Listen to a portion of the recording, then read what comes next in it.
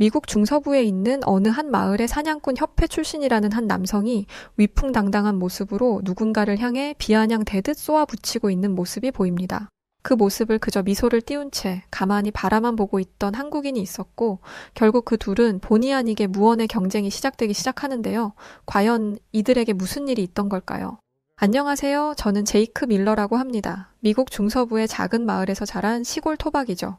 이곳은 끝없이 펼쳐진 평야와 광활한 숲을 자랑하는 마을이라 전통적인 사냥 문화가 깊이 뿌리내린 지역이기도 합니다.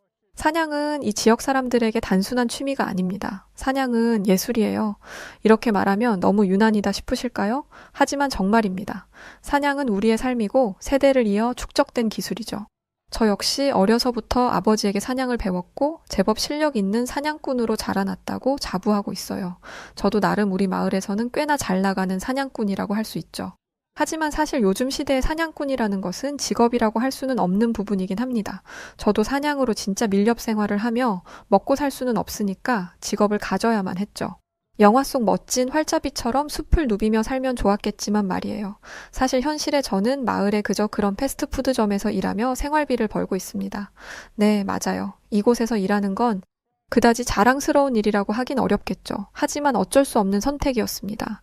하지만 괜찮았어요. 일이 특별히 힘든 것도 아니었고 마을 사람들도 모두 친근했기 때문에 제 삶에 대해서는 만족하는 편이었거든요.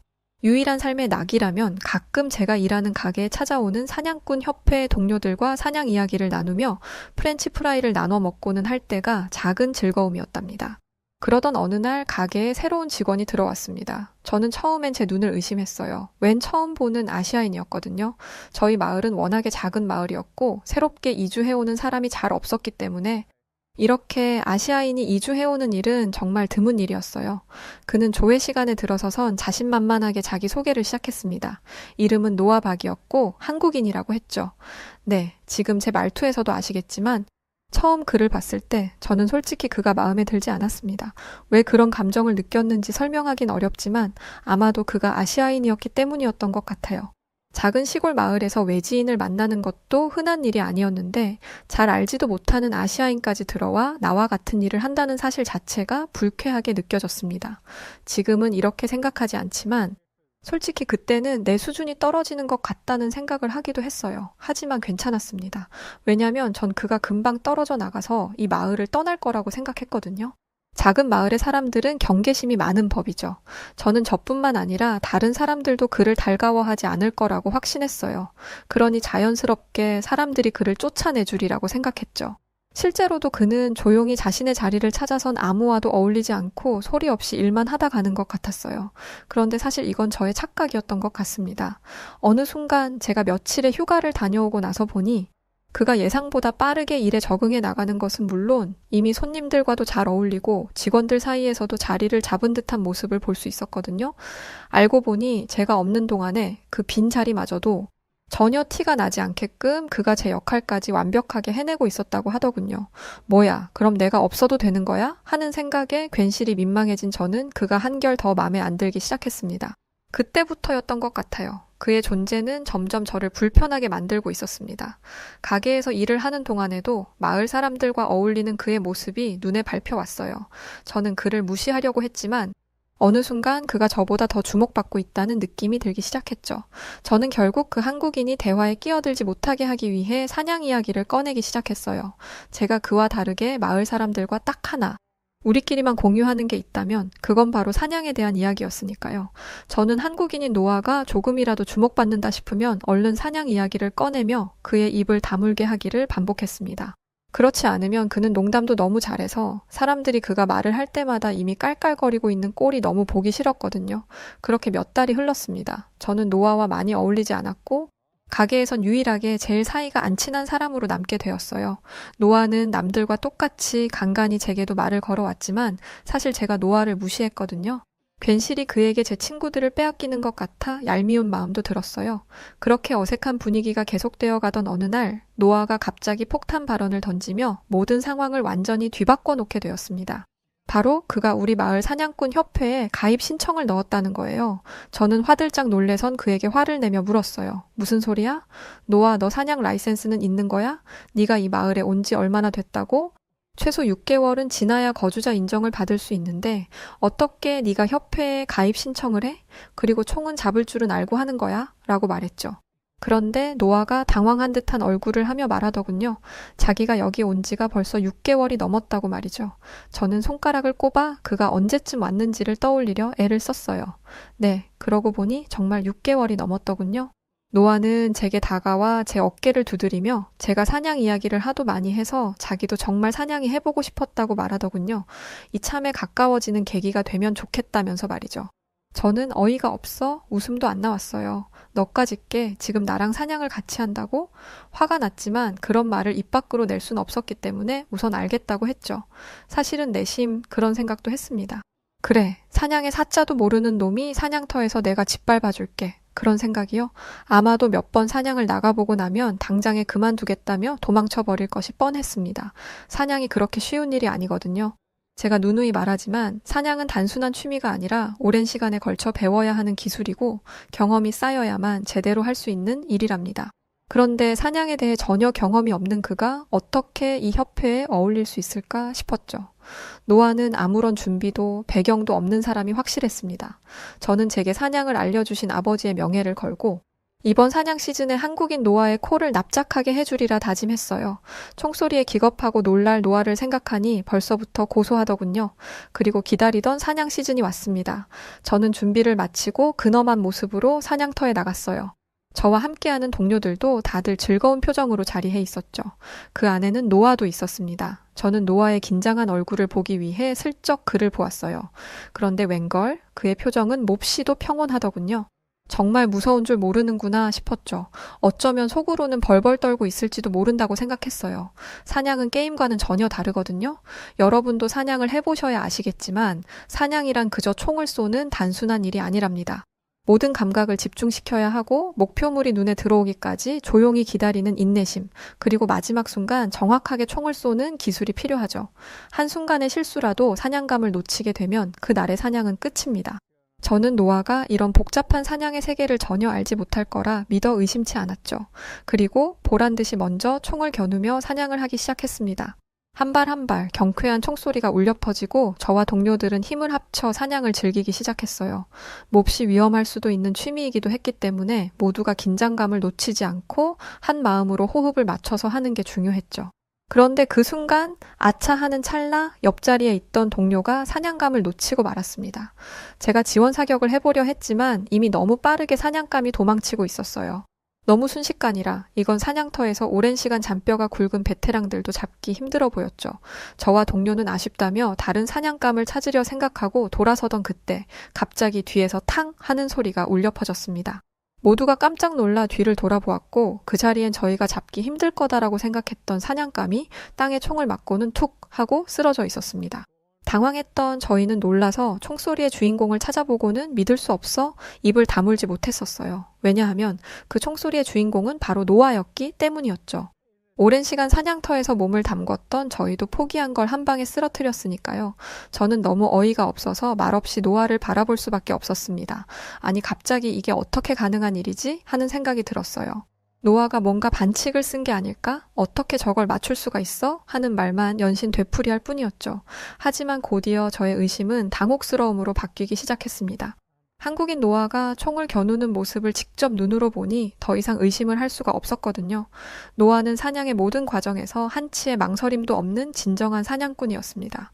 그의 동작은 매우 자연스러웠고 목표물을 찾고 겨냥할 때면 제가 상상도 못할 만큼 빠른 동작으로 완벽한 모습을 보여주고 있었죠. 그가 얼마나 차분하게 목표물을 쫓는지, 얼마나 정확히 타격하는지를 보고 있자니 솔직히 긴장되기 시작했어요. 한국에서 온 노아라는 친구의 사냥 실력이 절대 우습게 볼 수 있는 실력이 아니었기 때문이었어요. 그 이후로 사냥은 계속되었는데 노아에게서 실수를 찾아보기란 어려웠습니다. 노아의 사냥 실력 때문에 저는 더 긴장할 수밖에 없었고 시간이 지날수록 점점 더 명확해졌죠. 노아는 단순한 사냥꾼이 아니었습니다. 저는 노아가 한국에서 스파이를 했던 친구가 아니었나 하는 생각까지 했었어요. 왜냐하면 그의 실력이 제가 따라잡을 수 없을 만큼 고도로 숙련되어 있었거든요. 사냥을 처음 해본다기엔 너무 말도 안 되는 실력이었어요.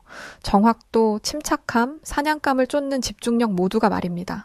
협회에서도 그의 실력에 대한 찬사가 이어졌습니다. 협회 회장마저도 그를 높이 평가했고 노아의 이름은 금세 모든 사냥꾼들 사이에서 화제가 되었죠.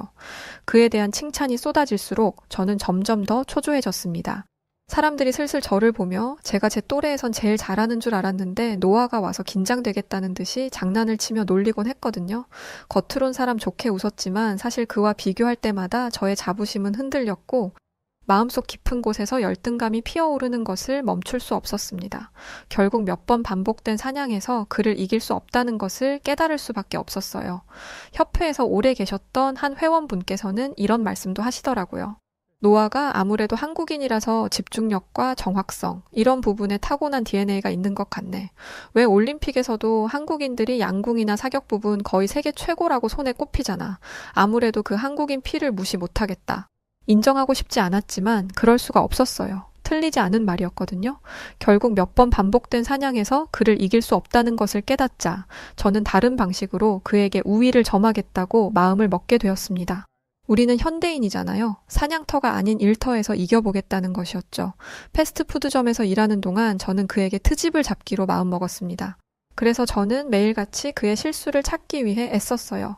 음식을 준비할 때 조금이라도 늦게 내놓으면 그것을 꼬투리 잡아 손님들 앞에서 괜시리 이봐, 노아, 한국에서는 원래 이렇게 늦게 음식이 나오나? 이런 말을 던지곤 했고 주문이 조금이라도 헷갈리면 곧바로 이봐, 노아, 아직 영어가 미숙한가 보네? 라며 장난인 척 웃고는 했습니다. 네, 비겁했죠. 하지만 그땐 저도 그만큼 간절했어요. 제가 더 나은 사람이라는 걸 꼭 증명해 보이고 싶었거든요. 제가 너무 못되고 바보 같았다고 욕하진 말아주세요. 왜냐면 저의 그런 텃세도 오래 가지 못했거든요.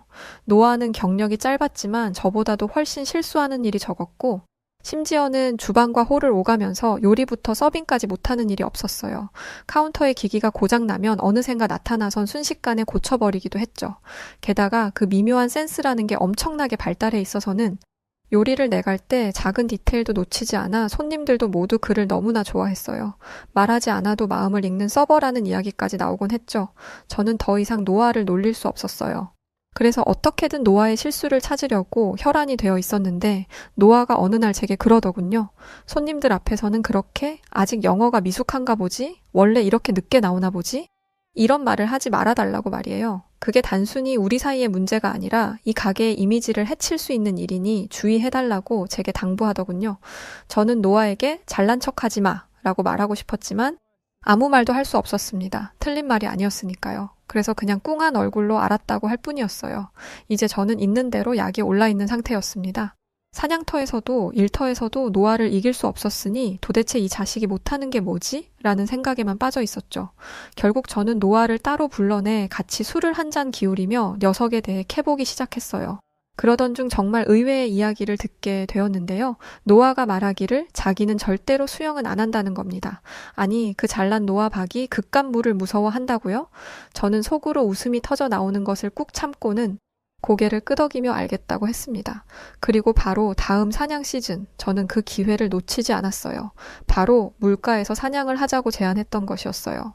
물론 대놓고 물가에서 사냥을 하자 이렇게 말을 한 것은 아니었고 사냥을 하던 도중에 사냥감이 물가 쪽으로 간 것 같으니 그쪽으로 가서 완전히 몰아내 사냥을 끝마치고 시원하게 수영을 하면서 오늘 사냥을 마무리하자고 제안했던 것이었어요. 노아는 당황한 듯 보였지만 사냥감을 위해서 우선 알겠다고 말을 했죠. 저는 의기양양하게 모두를 이끌고 물가로 달려나갔습니다. 그리고 사냥감을 완전히 포획하기 위해 물가로 서서히 들어가기 시작했죠. 사람들도 일제히 물속에 발을 담갔지만 노아는 아니었어요. 저는 노아를 향해 엄지손가락을 들어 보이며 말했습니다. 괜찮아 노아, 난 다 이해해. 그리곤 제가 멋지게 사냥을 마무리하겠다고 말했죠. 속으로는 어때? 물가에 오니까 아무것도 못하는구나? 라는 생각을 하며 왠지 한국인 노아를 이번에만큼은 이길 수 있는 것 같아서 기뻤습니다. 그런데 문제가 좀 있었어요. 사실 이번 사냥의 위치는 좀 까다로운 위치이기는 했습니다. 게다가 최근에 비가 왔던지 물살이 거셌기 때문에 모두가 완전히 목표물을 겨누는데 적합한 자리로 가기를 꺼려하는 분위기였죠. 하지만 저는 이때야말로 기회라는 생각이 들었습니다. 어릴 때부터 이 자연 속에 살았는데 제가 물을 무서워할 게 뭐가 있겠어요? 저는 자신만만한 표정으로 마치 전장에 나서는 장군처럼 물살을 헤치고 들어가기 시작했습니다. 모두가 저를 말리려는 듯 눈을 크게 뜨고 당장 나오라는 손짓을 했죠. 사냥감이 근처에 있었기에 소리를 낼 수는 없었지만 말이에요. 저는 그들에게 씩 미소를 지어 보이고는 더욱 과감하게 물살 안쪽으로 들어섰습니다. 그리고 숨을 죽였죠. 셋, 둘, 하나, 탕! 총소리가 울려 퍼졌습니다. 그리고 사냥감이 쓰러졌어요. 저는 환호하며 주먹을 들어 올렸습니다. 동료들도 모두 환호했어요. 그래, 봤지? 내가 이런 사람이야. 라고 말하던 그때 갑자기 물살이 거세게 밀려들면서 제가 서 있던 바위가 흔들리기 시작하는 것이 느껴졌습니다. 저는 익숙하게 다시 중심을 잡으려고 했지만 제가 겪어본 그 어느 때보다 물살이 강하게 밀고 들어오는 것이 느껴졌어요. 당황한 저는 결국 균형을 잃고 말았고 그대로 발을 헛디디며 물속으로 빠져들고 말았습니다. 언제나 깊은 물에서도 다이빙도 하고 헤엄도 쳤던 저였지만 이 검은 찬물 속에서 허우적거리고 있자니 순식간에 공포가 밀려드는 것이 느껴졌습니다. 사실 친구들이랑 첨벙대고 놀 줄만 알았지? 이런 위기 상황에는 어떻게 해야 하는지 제대로 배워본 적이 없었거든요. 몸이 물속으로 빨려 들어가면서 저는 점점 숨이 막히기 시작했고 머릿속은 공포로 가득 찼습니다. 모든 것이 느리게 지나가는 것 같았고 이대로 물에 빠져 죽는구나 하는 확신이 들었어요. 아무리 발버둥쳐도 몸은 물살에 휩쓸려 나가고 있었습니다. 주변에서 누군가 도와주길 바랬지만 모두가 겁먹은 눈으로 절 바라볼 뿐 누구도 저를 구해주려 나서지 않고 있었습니다. 그런데 바로 그때 물속에서 희미하게 무언가가 내 몸을 터치하는 게 느껴졌고 뭐지? 하는 그 순간 물속에서 얼굴 하나가 튀어 올라왔어요. 그건 바로 제가 그렇게 무시하던 한국인 노아였습니다. 노아는 유일하게 주저없이 물속으로 뛰어들어 저를 구하려고 온 사람이었어요. 하지만 분명 수영을 못한다고 했었는데 그 생각을 하며 의아해할 틈도 없이 노아가 빠르게 다가와 저에게 손을 뻗었습니다. 그리고 이윽고 노아가 저를 붙잡았을 때 저는 그대로 잠시 정신을 잃고 말았어요. 금방 다시 정신을 차렸을 때 노아는 침착하게 저를 물가로 끌어올리고 있었습니다. 저는 무사히 물 밖으로 나오고 나서야 숨을 쉬며 삼킨 물을 뱉어낼 수 있었어요. 온몸이 떨리고 아직도 심장이 쿵쾅거렸습니다. 저는 그저 바닥에 앉아 헐떡이며 정신을 가다듬으려 애쓸 따름이었어요. 한동안 말이 나오지 않았습니다. 내가 방금 목숨을 잃을 뻔했다는 사실을 실감하며 동시에 나를 구해준 사람이 노아라는 사실 역시도 충격이었죠. 며칠 뒤 완전히 회복한 저는 노아와 술을 마시며 이야기를 깊게 해볼 수 있었습니다. 당연히 저는 그동안 노아를 무시했던 것을 반성하며 생명을 구해준 노아에게 감사함을 전했어요. 그리고 분명 수영을 못한다던 그가 어떻게 이런 실력을 보여준 건지가 궁금했습니다. 술이 몇 잔 들어가고 저는 노아에게 이런 저의 궁금증을 모두 묻기 시작했습니다. 사냥 기술과 수영까지 모든 게 궁금했죠. 그리고 그 자리에서 한국인이었던 노아가 자신의 이야기를 털어놓더군요. 사실 그는 과거 한국의 해병대에서 복무했었으며 물속에서 훈련을 받는 일이 많았다고 했습니다. 실제로 알고 보니 한국에서는 해병대가 그렇게 유명하다고 하더라고요. 노아는 그 중에서도 자기는 특히 군 생활에 재미를 붙여서 직업 군인으로 살고자 하는 생각도 있었다고 합니다. 그런데 그랬던 그가 수영을 피하게 된 데에는 이유가 있었는데요. 군 생활 중 휴가를 맞게 되면서 친했던 동료와 함께 놀다가 술에 취해 있던 친구가 자존심을 부리며 물에 뛰어드는 사건이 생겼고 당시에 친구를 구하려고 했지만 자신 역시도 술에 취한 상태여서 끝끝내 눈앞에서 검은 바닷속으로 친구가 가라앉는 모습을 봐야만 했다고 했습니다. 그리고 그 사건이 트라우마가 되어 물에 들어가는 것을 꺼리게 되었다는 것이었죠. 저는 그의 이야기를 듣고 말문이 막혀버렸습니다. 그동안 그를 무시하고 깔봤던 제 모습이 너무도 부끄러워서 숨어버리고만 싶었어요. 그는 단순히 수영을 못하는 게 아니라 힘든 과거의 상처 때문에 물을 피하려 했던 것이었습니다. 그러나 저를 구하기 위해 그 두려움을 이겨내고 물속에 뛰어들었던 것이었고요. 그 사실을 깨닫자 더 이상 저는 그를 무시할 수 없었습니다. 그리고 그에게 진심으로 깊은 감사를 느꼈어요. 그동안 그를 대했던 제 태도가 얼마나 잘못됐는지도 깨달았죠. 그 이후부터 이제는 제가 해왔던 모든 것들이 부질없다는 생각이 들었습니다. 그와의 경쟁은 완전히 무의미했어요. 애초부터 한국 해병대 출신이었던 노아를 제가 이길 방법은 없었던 거죠. 노아가 정확한 사냥감을 타격했던 사냥 실력과 위기 속에서 대응했던 수영 실력까지 제 상대가 아니었던 겁니다. 노아는. 저는 완전히 그의 편이 되어서 이제는 그와 좋은 동료로 지내고 싶다는 생각밖에는 없었습니다. 하지만 그것만으로는 충분하지 않았죠. 저는 그에게 진심으로 미안하다고 말해야 한다고 느꼈습니다. 며칠 후 일을 하던 도중 저는 노아에게 다가가 용기를 내서 말을 꺼냈습니다. 제가 그동안 미안했다고 말이죠. 너는 몰랐겠지만 이라고 말을 이으려는데 노아가 뜻밖의 대답을 하더군요. 제이크, 다 알고 있어 괜찮아 라고 말이죠. 뭘 알고 있냐고 물었더니 그러더군요. 제가 자신을 경계하고 있었다는 것, 자신을 이겨보려고 계속해서 도발하고 있었다는 것을 모두가 다 알고 있다고 말이에요. 저는 너무 부끄러워서 아무 말도 할 수 없었습니다. 노아는 제게 이젠 다 괜찮다고 말하며 대신 자기와 함께 열심히 일을 하자고 말해주었어요. 솔직히 속으로는 내가 열심히 일하는 게 너에게 뭐가 도움이 된다고? 라는 생각이 들었지만 우선은 알겠다고 했습니다. 이제는 노아가 말하는 건 다 오케이였으니까요. 이후 세상이 달라 보이기 시작하면서 제 눈에는 노아의 장점들만이 보이기 시작했습니다. 노아는 생각보다 더 배울 점이 많은 친구였어요. 노아는 정말 성실했고 일을 효율적으로 할 줄 아는 친구였죠. 워낙에 모든 게 빨라서 단지 성격이 급하다고 생각했었는데 그게 아니라 진짜 똑똑하게 일 처리를 잘 하고 있던 것이었어요. 노아는 제가 자신을 지켜보고 있다는 걸 깨달았는지 하루는 저를 붙잡고 그러더군요. 제가 음식을 준비할 때 너무 서두르고 허둥지둥하는 경향이 있어서 손님들의 주문을 늘 한 끗 차이로 놓치는 것 같다고 말이에요. 근데 그건 정말이었습니다. 제 버거에는 피클을 빼달라고 했잖아요. 저는 콜라가 아니라 커피를 시켰는데요. 이런 클레임들이 제 일에는 항상 다반사였거든요. 하지만 빠르게 일 처리를 하다 보니 누구라도 그럴 수 있다고 전 생각해 왔었어요. 하지만 노아는 그런 일을 방지하기 위해선 머릿속으로 기억하려 하지 말고 작은 것도 간단히 메모해 카운터에 순서대로 놓는 것이 중요하다고 알려주었습니다. 처음엔 굳이 뭘 그렇게까지 하나 싶었는데 노아가 시키는 대로 했더니 정말로 실수를 하는 일이 없어지더군요. 실수를 하지 않으니 스트레스도 없어지고요. 노아는 여기서 놀라운 명대사를 날리기도 했습니다. 일을 할 때는 속도만 중요한 게 아니야. 정확하게, 실수 없이 하는 게 중요해. 그게 오히려 일을 더 빨리 끝내는 방법이기도 하고 처음엔 에이 노아, 좀 잘난 척 하는데? 라고 생각하기도 했지만 시간이 지날수록 저는 노아 신봉자로 거듭나기 시작했어요. 노아가 하는 말은 정말로 다 옳았기 때문이었죠. 그의 말대로 일의 속도보다는 정확함에 집중하자 손님들의 만족도도 높아졌고 저 자신도 일하는데 훨씬 여유가 생겼습니다. 이제는 손님들이 제게도 달라진 것 같다며 칭찬을 해주기 시작했고 저는 점점 자신감을 회복해 나갔습니다. 노아는 또한 제가 그동안 일에서 빠져나가려던 불성실한 행동들을 고쳐주기 시작했어요. 예전에는 종종 일이 많아지면 슬쩍 휴가를 낸다거나 다른 사람에게 파트를 넘기곤 했었거든요. 그래봐야 겨우 패스트푸드점인데 제가 열심히 해봐야 뭐 좋은 일이 있겠냐 싶은 생각에 그랬었는데 노아는 제게 진지하게 그러더군요. 그런 행동들이 장기적으로는 제게 도움이 되지 않을 거라고 말이죠. 노아는 제게 맥주를 따라주며 말했습니다. 시원한 맥주를 마시려면 잠깐 참고 냉장고에 넣어둘 줄 아는 인내심이 필요하지. 일도 마찬가지야. 조금만 더 책임을 지고 제대로 해봐. 그게 나중에 더 큰 이익이 될 테니까. 무슨 그런 아버지 같은 말을 하더라고요. 저는 처음엔 자존심이 상해 괜히 툴툴거렸지만 결국 그의 조언을 따르기 시작했습니다.